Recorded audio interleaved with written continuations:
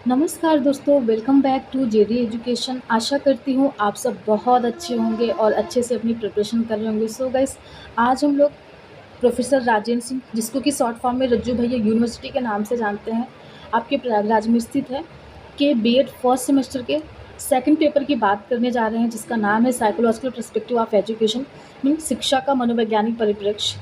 ठीक है, तो आज इसके हम लोग सेकंड लेक्चर की बात करेंगे। फर्स्ट लेक्चर अभी तक हमने अपलोड करा है, अगर आपने अभी तक नहीं देखा है तो प्लीज़ चैनल पर विजिट करिए। आपको प्लेलिस्ट हमने बना दिया है, तो प्लेलिस्ट में आपको मिल जाएगा, तो आप उसको देखिए। एंड आज हम लोग इसके सेकंड लेक्चर की बात करने जा रहे हैं, जिसमें आपका टॉपिक है कि साइकोलॉजी, व्हाट इज साइकोलॉजी, मनोविज्ञान क्या है क्या नहीं, इन सब के बारे में। तो आइए बिना किसी डिले के हम लोग अपने लेक्चर को स्टार्ट करते हैं। मनोविज्ञान क्या है, इसका जो आरंभ है वो कब से माना जाता है? तो इस मनोविज्ञान का आरंभ है वो ईसा पूर्व 5वीं शताब्दी के दार्शनिक, जिस टाइम लाइक सुकरात, प्लेटो, एरिस्टोटल, इन सब के जीवन काल के समय से माना जाता है।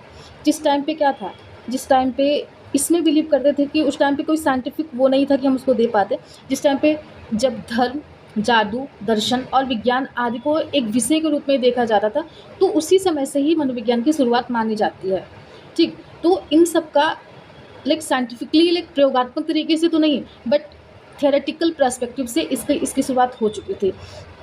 इसमें प्रमुख विद्वान जैसे हिप्पोक्रेट्स हो गए, Galen, Socrates, Plato, Aristotle, Rene Descartes, John Locke, इन सब की बातें आती है।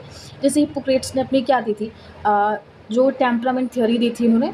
इसमें उन्होंने 4 बाइल बताया था, yellow bile, black bile, flame and blood. जैसे ये इन्होंने क्या बोला था कि हर व्यक्ति में इस 4 प्रकार के बाइल होते हैं, और किसमें कौन सा डोमिनेट करेगा उसकी पर्सनालिटी उसी के अकॉर्डिंग ही डिसाइड होती है। लाइक जिसमें ब्लड की अधिकता ज़्यादा होती है तो उसमें वो क्या होते हैं, ऑप्टिमिस्टिक होते हैं, करेजियस होते हैं, है ना। और जिसमें फ्लैम, जो फ्लैगमेटिक पर्सनालिटी होती है, उसमें उसके जो वो विचार होते हैं वो थॉटफुल होते हैं, रीजनेबल होते हैं, वो बहुत काम होते हैं, लेज़ी। तो इस अपैथिक, मतलब इस तरीके से उन्होंने चारों को डिवाइड करके फिर उसके अंदर बताया था कि हाँ ये ऐसे होते हैं, ऐसे नहीं, बट हमें इतना डीप जाने की ज़रूरत नहीं है। फिर इन्हीं के शिष्य गैलन है, इन्होंने इनकी थ्योरी को एक्सटेंड करा है। तो इन्होंने 4 बताया है, कॉलरिक, सैंग्विन, फ्लैगमेटिक एंड मेलैंकोलिक। तो इन्होंने इसके 4 मतलब नाम चेंज किए, बाकी की सारी चीज़ें वही है। और अगर हम लोग सोक्रेटिस की बात करें तो ये डुअलिज्म थे, मतलब डुअलिज्म के सपोर्टर थे। इन्होंने ये कहते थे कि हाँ, हमारी जो भी नॉलेज होती है, जो हमारा व्यवहार होता है, वो हम कहीं ना कहीं वो इनेट भी होता है, और हम बाह्य जगत से भी ऑब्जर्व करके सीखते हैं। और इन्हीं के सेम फॉलोअर, इनके जो शिष्य हैं, वो प्लेटो ने भी इन्हीं को वो किया है। बट अगर हम बात करें प्लेटो की ही, एरिस्टोटल हैं, और ये कहते हैं कि हाँ हमारे गुरु बहुत अच्छे हैं, हम इनकी इनकी बातों को सम्मान करते हैं, सारी चीज़ें। लेकिन बावजूद इसके भी इनकी जो विचारधारा थी वो सोक्रेटिस एंड प्लेटो से थोड़ी सी अलग थी। इन्होंने बोला था कि हम इन्नेट नॉलेज पे बिलीव नहीं करते हैं, हम जो एक्सपीरियंस करते हैं, जो हमारे इन्वायरमेंट में जो भी हम ऑब्जर्व करते हैं, इसके थ्रू हम जो सीखते हैं, तो हम उसको ही मानते। तो ये इम्पेरिसिज्म के सपोर्टर हमें, ये मोनिज्म को मानते हैं। ठीक है, इन्होंने बोला कि नॉलेज का सिर्फ एक ही माध्यम है, वो कि जो हम देखते हैं अपने बाह्य जगत में, उसी के द्वारा ही हमारा जो भी व्यवहार होता है वो रिप्रेजेंट होता है। फिर रेने डेकार्ट की बात करें तो इंटरेक्शनिज्म के लिए जाने जाते हैं। इन्होंने बोला है कि हमारी जो इन्नेट नॉलेज होती है, प्लस जो हम एक्सपीरियंस करते हैं, जो हमारी इम्पेरिकल नॉलेज होती है, इनके द्वारा जो व्यवहार होता है उसके थ्रू हम अपना व्यवहार रिप्रेजेंट करते हैं। मीन्स कहीं ना कहीं इन्होंने दोनों बातों को अपनाया है, ना तो इन्होंने इन्नेट नॉलेज को नकारा है, ना तो इम्पेरिस नॉलेज को। अगला है आपका जॉन लॉक। इन्होंने तो ये जॉन लॉक जो है, इन्होंने इनकी कोटेशन है वो बहुत ही मशहूर है कि टैबुला रासा। इन्होंने यही बोला है कि जब हम पैदा होते हैं एज अ ब्लैंक स्लेट होते हैं, तो जो हमारे बिहेवियरिस्ट हैं, यानी कि जो हमारे व्यवहारवाद के सपोर्टर हैं, जैसे आपका क्या कहते हैं, स्किनर हो गया, पॉलॉव हो गया, जेबी वॉटसन हो गए, तो कहीं ना कहीं ये लोग इन्हीं को ही इनसे ही इंस्पायर्ड हुए, या फिर इन्हीं की विचारधारा को सपोर्ट करते हैं कि जब हम पैदा होते हैं उस टाइम पे हमारे अंदर कुछ भी नहीं होता है। ठीक है ना, तो इस तरीके से आपका मनोविज्ञान की शुरुआत मानी जाती है। ठीक है, तो फिर अगला हम लोग देखते हैं नेक्स्ट, व्हाट इज़ साइकोलॉजी। इसमें साइकोलॉजी शब्द की जो उत्पत्ति है ना, ये 2 यूनानी शब्दों साइकी प्लस लोगस से हुई है। साइकी का अर्थ है आत्मा एंड लोगस का ज्ञान। तो इस प्रकार से मनोविज्ञान स्टार्टिंग के टाइम पे, यानी कि शुरुआती दौर में, ये साइंस ऑफ सूल माना जाता था, लेकिन ये आज के परिप्रेक्ष्य में लागू नहीं किया जा सकता है। ठीक है, 16वीं शताब्दी में मनोविज्ञान में आत्मा को ही प्रधानता दी थी, लेकिन कुछ समय के बाद जब आत्मा को एक दार्शनिक और धार्मिक प्रत्यय कहा गया, ठीक है, तो उस समय विद्वानों ने क्या किया कि उन्होंने बोला कि जो ये साइकोलॉजी की विषय वस्तु है वो ये इसको और अधिक मूर्त बनाने का उद्देश्य हमें अपनाना चाहिए, चूँकि जिसको हम देख नहीं सकते, जिसको ऑब्जर्व नहीं कर सकते, हम उस पर कैसे बिलीव कर सकते हैं, है ना। तो फिर उन्होंने आत्मा के स्थान पर मन को स्वीकार किया कि भाई मन को तो हम कुछ हद तक चीज मतलब देख सकते हैं। लाइक हमने अभी एक गुलाब जामुन रखा तो हमारा मन करता है कि हम उसको खा लें, तो कहीं ना कहीं वो चीज़ें हमारे माइंड में चलती है थोड़ा बहुत, तो उससे थोड़ा सा हट करके रिलायबल माना गया। तो इस समय उन्होंने साइंस ऑफ सोल को नकार करके मन का ज्ञान या विज्ञान मानना शुरू किया। ठीक, फिर उसके बाद में क्या आता है, उन्होंने पूछा कि मन क्या है, तो उन्होंने तरह तरह के तर्क दिया कि मन क्या है, उसका स्वरूप क्या है। तो इसके उत्तर में यह निश्चित नहीं किया जा सकता कि मन कोई पदार्थ है या फिर नहीं है, तब फिर मन क्या है जिसका अध्ययन मनोविज्ञान करता है। ठीक, तो इस प्रश्न का संतोषजनक उत्तर नहीं मिलने के कारण भौतिक विज्ञानियों ने और मनोविज्ञान के अध्ययन का विषय जीवों का व्यवहार, यानी कि जो जीवित प्राणी, चाहे वो एनिमल हो या फिर कोई बर्ड्स हो या फिर ह्यूमन बींग्स हो, उनके व्यवहार को निश्चित किया कि चूँकि हम जो भी व्यवहार करते हैं कहीं न कहीं उसको हम प्रयोगात्मक तरीके से प्रयोग करके, ऑब्ज़र्व करके और एक कॉन्क्लूज़न पे निकल सकते हैं, है ना। तो उन्होंने बोला कि व्यवहार को ऑब्ज़र्व किया जा सकता है और कहीं न कहीं उसकी एक साइंटिफिक स्टडी की जा सकती है। तो इस तरीके से उन्होंने बोला कि हम आत्मा, मन, चेतना, इन सब के अलावा हम व्यवहार को अगर उसका अध्ययन करके फिर हम किसी कॉन्क्लूज़न पे पहुँचे, तो वो हमें लगता है कि वो ज़्यादा साइंटिफिक होगा। तो इन लोगों ने उसको नकार करके फिर जाकर के व्यवहार को ही सर्वोपरि माना।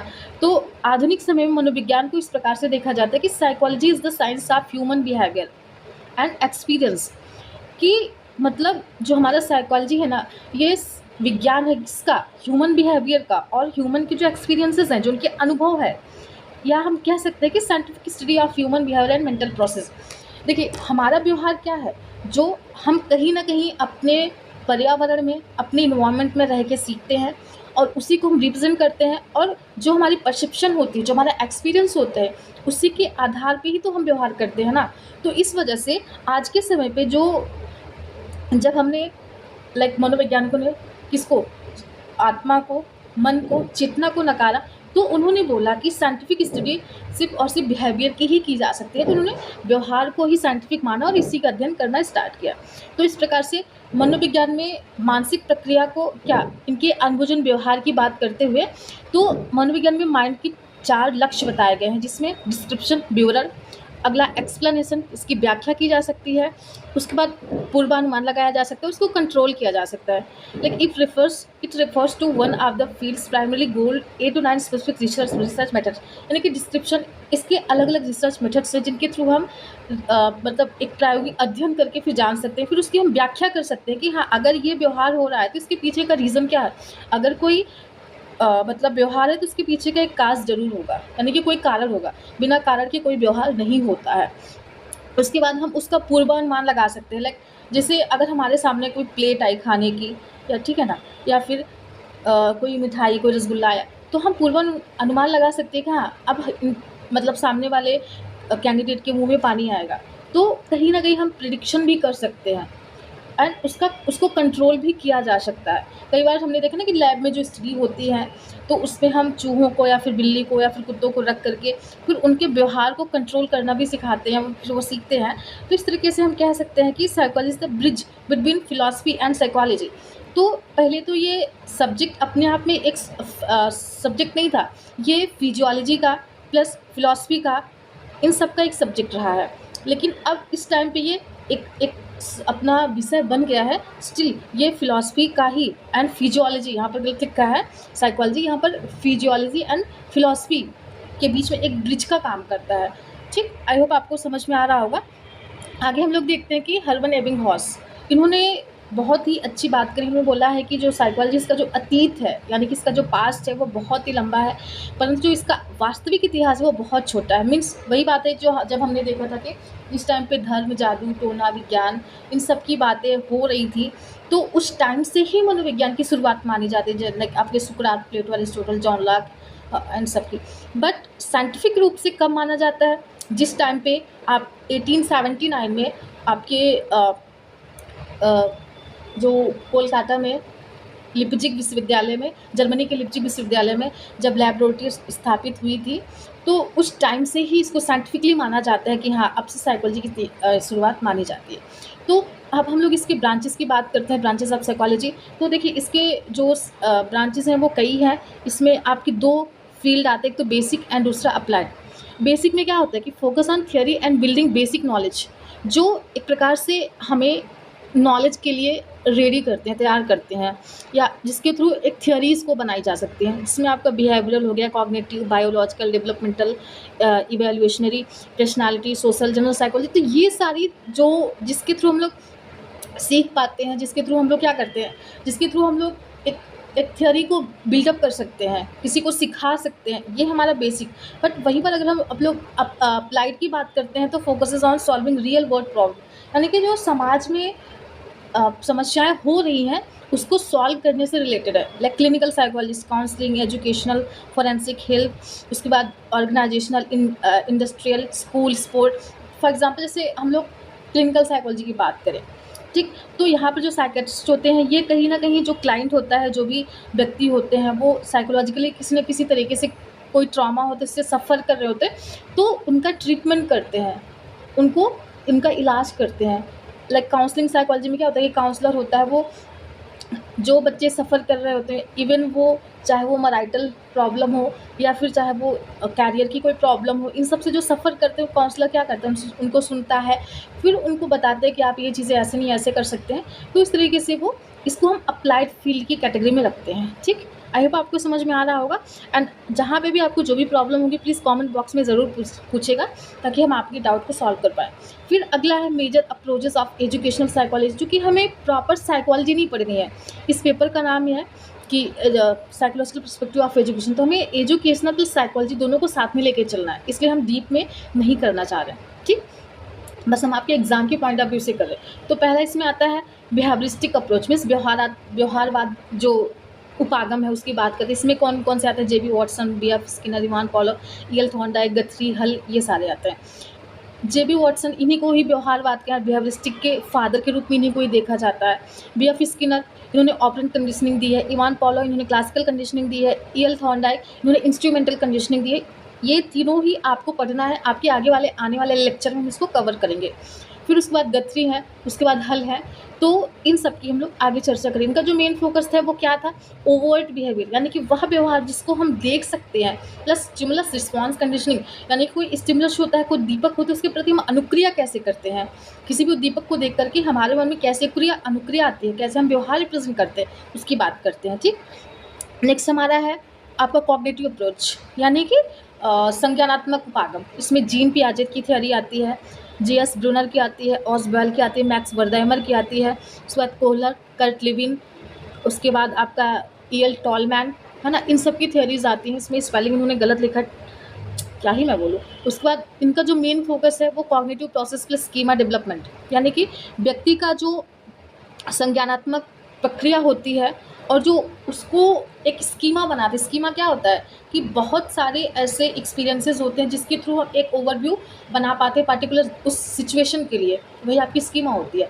तो इन सब की बात करते हैं, ये हम आने वाले लेक्चर्स में अपना कवर करेंगे। ठीक है, नेक्स्ट इन्होंने क्या बात करी है कि साइको एनालिटिक अप्रोच, यानी कि साइको एनालिटिक या फिर साइको डायनेमिक अप्रोच, इसमें Sigmund Freud, Carl Jung, Alfred Adler, Erik Erikson, Erich Fromm, तो इन सब की हम लोग बात करते हैं।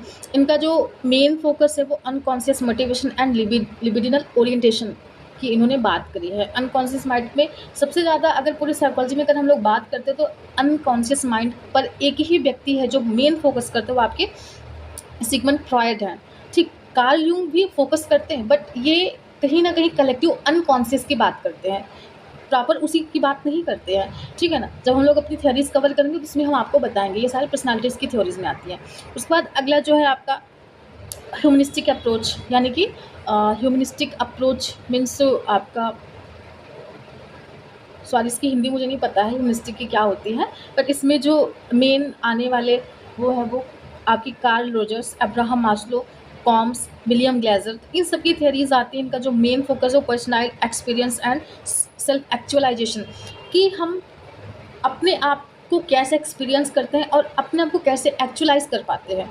कार्ल रोजर्स ने, इवन अब्राहम मास्लो ने, ये दोनों ही लाइक आपकी जो ईस्टर्न साइकोलॉजी है जिसमें आपका योगा आता है, जैसे महर्षि पतंजलि का योगा और श्री औरबिंदो का इंटीग्रल योगा आता है, और बहुत सारे जो ईस्टर्न फिलॉसफीज़ हैं, है ना।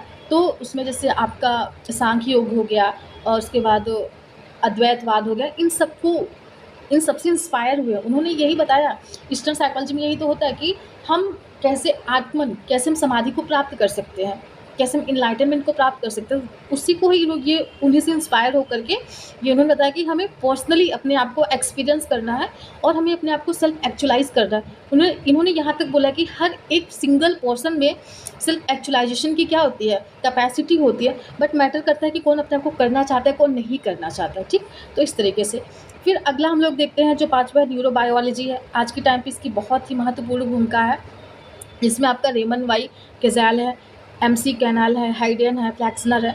तो ये सारे इन्होंने नर्वस सिस्टम की स्ट्रक्चर और फंक्शन ऑफ ब्रेन, जो ब्रेन का फंक्शन है उसकी बात करी है कि हाँ, इसमें लोब होते हैं, 4 लोब होते हैं, लाइक ऑक्सीपिटल हो गया, फ्रंटल हो गया, उसके बाद आपका टेम्पोरल लोब, मतलब 4 लोब्स की उन्होंने बात करी है। फिर हमारे 2 हेमिस्फीयर हैं, लेफ्ट एंड राइट हेमिस्फीयर हो गया। फिर उसके बाद आपके बहुत सारे लाइक नर्वस सिस्टम, जो भी आपके नर्वस सिस्टम फिर आते हैं उसमें सिंपैथिक, पैरासिम्पैथिक नर्वस सिस्टम, इन सब की बातें करती हैं। तो हमें इतने डीप में नहीं जाना है। तो ये मेजर अप्रोचेस हैं जो हम लोग कहीं ना कहीं एजुकेशन में भी और साइकोलॉजी में भी पढ़ते हैं। फिर अगला हम लोग देखते हैं कि relationship between education and psychology. Means अब यहाँ से हमारे जो सिलेबस है उसकी पूर्णतः शुरुआत होती है कि एजुकेशन एंड साइकोलॉजी, मतलब शिक्षा और मनोविज्ञान के बीच में क्या संबंध है। ठीक है, तो हम लोग देखते हैं कि जो शिक्षा और मनोविज्ञान का आपसी संबंध है ना, वो अत्यंत प्राचीन है। चूँकि हमने देखा कि मनोविज्ञान की शुरुआत भी बहुत ईसा पूर्व मानी जाती, और शिक्षा तो भाई जिस दिन से इंसान है उस दिन से ही शिक्षा है। इंसान, हमने बोला ना कि मानव जब माँ के गर्भ में होता है बच्चा, उस टाइम से ही वो शिक्षा ग्रहण करने लगता है, सीखने लगता है। तो इनका जो संबंध है वो अत्यंत ही प्राचीन है। तो अरिस्टो का कहना था कि बालक में उत्सुकता, स्पर्धा और अनुकरण की जो शक्तियाँ होती हैं, कि शिक्षा का उद्देश्य इन शक्तियों का विकास करना होना चाहिए। देखिए, जो व्यक्ति की साइकोलॉजी होती है, जो व्यक्ति का मनोविज्ञान होता है, जो उसकी शक्तियाँ होती है, स्पर्धा होती है, जो अनुकरण, जो यानी कि इमिटेशन, जो सीखने की प्रक्रिया होती है, तो शिक्षा क्या करती है, इन्हीं शक्तियों का विकास करती है। ठीक, जैसे हमारे अंदर फॉर एग्जांपल, जैसे किसी भी दुकानदार है, कोई भी है, फॉर एग्जांपल जैसे उसके अंदर कुछ बनाने की कला है, मोमो, चाउमीन, बर्गर, पिज़्ज़ा, तो वो तो है, बट कहीं ना कहीं उसको कहीं से सीखने की ज़रूरत है। तो वही कि शिक्षा के माध्यम से वो सीख करके उसको रिप्रेजेंट कर सकता है।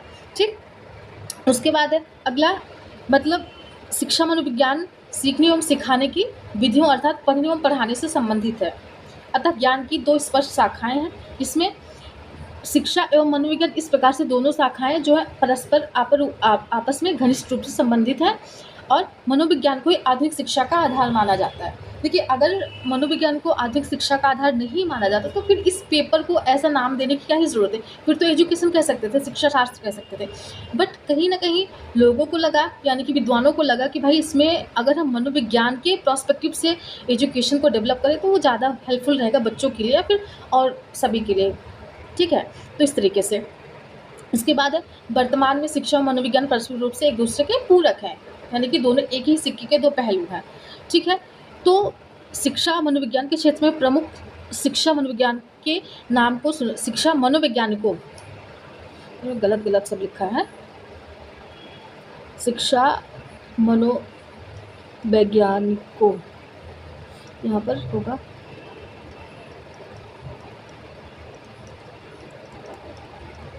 मनोवैज्ञानिकों को सुना, जिसमें पेस्टोलॉजी का नाम, यानी कि जो आपकी ये पेस्टोलॉजी है, इनका नाम सर्वप्रथम दिया जाता है। इन्होंने शिक्षा को अर्थपूर्ण ढंग से परिभाषित करने का प्रयास किया है। आइए हम लोग देखते हैं कि हाँ, वो अर्थपूर्ण ढंग से परिभाषित करने का क्या लाभ है।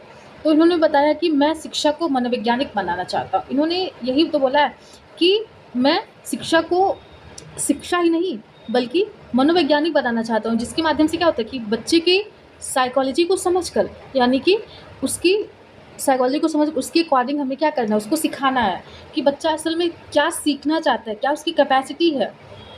है ना। और वो किस पर्सपेक्टिव से सीखना चाहते हैं। हर कोई हर कुछ नहीं बन सकता। जो इंजीनियर बन सकता है वो कहीं ना कहीं डॉक्टर नहीं बन सकता। जो डॉक्टर बन सकता है वो लॉयर नहीं बन सकता। जो लॉयर बन सकता है वो टीचर नहीं बन सकता। तो उन्होंने बताया कि हमें बच्चों की विभिन्नताओं को ध्यान में रखकर फिर शिक्षा देना है। ऐसा नहीं है कि एक क्लासरूम में बैठा करके और सारे बच्चों को वही हम एक ही चीज़ पढ़ाते जाए। इसलिए उन्होंने बोला कि इसका जो आधार है वो मनोवैज्ञानिक होना चाहिए। ठीक, फिर नेक्स्ट हम लोग बात करते हैं अगला। स्किनर के अनुसार इन्होंने क्या बोला है कि शिक्षा मनोविज्ञान शिक्षा का एक आवश्यक तत्व है ना। कि शिक्षा का जो सबसे आवश्यक तत्व है शिक्षा में मनोविज्ञान का शामिल होना। इसकी सहायता के बिना शिक्षा की गुत्थी को सुलझाई नहीं जा सकती है। ठीक, उसके बाद इन्होंने बोला है कि आपस रूप दोनों शिक्षा मनोविज्ञान दोनों का संबंध व्यवहार के साथ है। कहीं ना कहीं हम जो सीखते हैं उसको व्यवहारिक तरीके से रिप्रेजेंट करते हैं।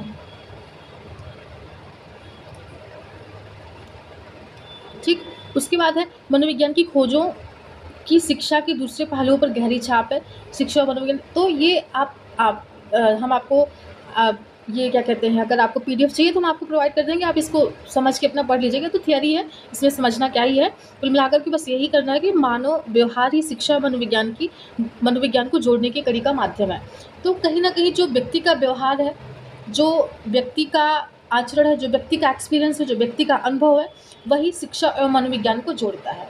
ठीक, उसके बाद ब्राउन ने अपने अनुसार परिभाषा दी है कि शिक्षा वह प्रक्रिया है जिसके द्वारा व्यक्ति के व्यवहार में परिवर्तन किया जाता है। मीन्स कि व्यक्ति का जो व्यवहार है कहीं ना कहीं वो शिक्षा के माध्यम से ही बाह्य जगत में प्रेजेंट किया जा सकता है। यहाँ पर ये वह नहीं है, वह है। वह प्रक्रिया है जिसके द्वारा व्यक्ति के व्यवहार में परिवर्तन, यानी कि लर्निंग इज अ प्रोसेस जिसके थ्रू व्यक्ति के व्यवहार में चेंज आता है, व्यक्ति के व्यवहार में परिवर्तन आता है, परिमार्जन आता है। ठीक, इस तरीके से। फिर हर्बर्ट के अनुसार शिक्षा सिद्धांत का आधार मनोविज्ञान होना चाहिए। तो इन्होंने बोला कि शिक्षा का जो सिद्धांत है उसका जो आधार है वो मनोविज्ञान। तो कुल मिलाकर के जितने भी शिक्षा मनोवैज्ञानिक हैं उन्होंने एक ही बात पे फोकस करा है कि शिक्षा का आधार मनोविज्ञान होना चाहिए। बिना मनोविज्ञान के हम शिक्षा को पूरा नहीं मान सकते हैं। उसके बाद ड्रेवर के मतानुसार मनोविज्ञान एक महत्वपूर्ण विषय है, ठीक है, जिसके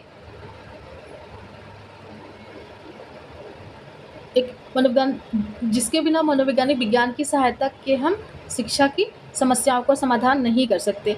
तो इस तरीके से उन्होंने सारी बातें बताई हैं। ठीक, फिर अगला मॉन्टेसरी के अनुसार शिक्षक जितना ही अधिक प्रयोगात्मक विज्ञान का ज्ञान रखता है उतना ही अधिक वह जानता है कि शिक्षा कैसे दी जाए।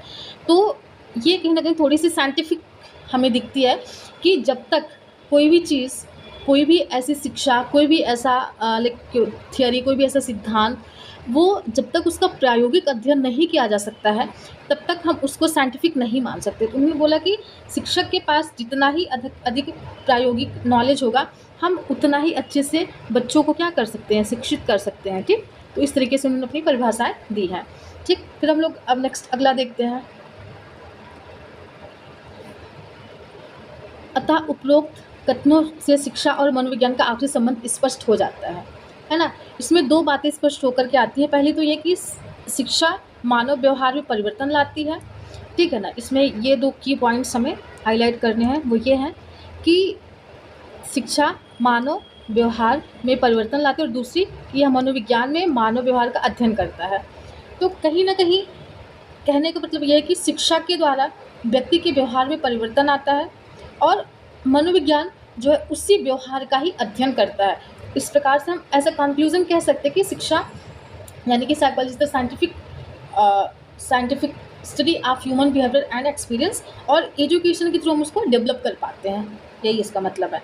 फिर हम लोग नेक्स्ट देखते हैं कुछ महत्वपूर्ण बिंदु हैं मनोविज्ञान और शिक्षा मनोविज्ञान के। इसमें इस प्रकार से निम्नलिखित रूप से हमने देखा है, हम देखते हैं। सबसे पहला किसमें क्या है कि मनोविज्ञान तथा शिक्षा का उद्देश्य। इसमें ये पॉइंट्स, इसमें कुछ समझने जैसा है नहीं। मनोविज्ञान तथा शिक्षा के उद्देश्य क्या है, मनोविज्ञान तथा पाठ्यक्रम क्या है, उसके बाद आपका मनोविज्ञान तथा पाठ्यपुस्तक, मनोविज्ञान तथा समय सारणी, मनोविज्ञान तथा शिक्षण विधि, मनोविज्ञान तथा अनुशासन, मनोविज्ञान तथा अनुसंधान, मनोविज्ञान तथा परीक्षाएं, मनोविज्ञान तथा अध्यापक। तो ये सारी चीज़ें शिक्षा और मनोविज्ञान आपस में अगर जब जोड़ के यानी कि एक साथ इनका अध्ययन करते तो ये सारी चीज़ें निकल के सामने आती हैं। उपरोक्त बिंदुओं का अवलोकन करने के पश्चात यह कहा जा सकता है कि शिक्षा मनोविज्ञान एक दूसरे के पूरक हैं, यानी कि हम एक दूसरे से अलग नहीं कर सकते हैं। ठीक, तो इस तरीके से फिर अगला इसमें बी.एन. झा ने इस संबंध में बताया कि शिक्षा जो कुछ भी करती है, मीन्स शिक्षा के माध्यम से जो कुछ भी व्यक्ति के व्यवहार में परिवर्तन आता है, जो कुछ भी होता है, जो इस प्रकार से वह किया जाता है, उसके लिए उसे मनोविज्ञान की खोजों पर निर्भर रहना होता है। मीन्स मनोविज्ञान में जितने भी अपग्रेड्स आएंगे, जो भी चीज़ें इन्हांस होगी, कहीं ना कहीं वो शिक्षा पर हम उसको लागू करके अपनी शिक्षा को, अपनी एजुकेशन को और बेहतर बना सकते हैं। सो गाइस, आज के लिए ये रही हमारी वीडियो। आज के लिए हम लोग बस इतना ही करते हैं। और प्लीज़ अगर आप चैनल पर नए आए तो प्लीज़ चैनल को ज़रूर सब्सक्राइब करिएगा, और आगे आने वाली जितनी भी क्लासेस हैं हम लोग इस पर कवर करेंगे, तो आपका एक भी टॉपिक मिस नहीं होगा। So thank you so much guys for today, for watching. And please आपका जो भी डाउट होगा, जो भी आपके कमेंट्स होंगे, जो भी आपके क्वेरीज होंगी, आप हमें प्लीज़ ज़रूर कमेंट बॉक्स में दीजिएगा, हम आपका ज़रूर उसका सॉल्यूशन देंगे। Thank you so much guys.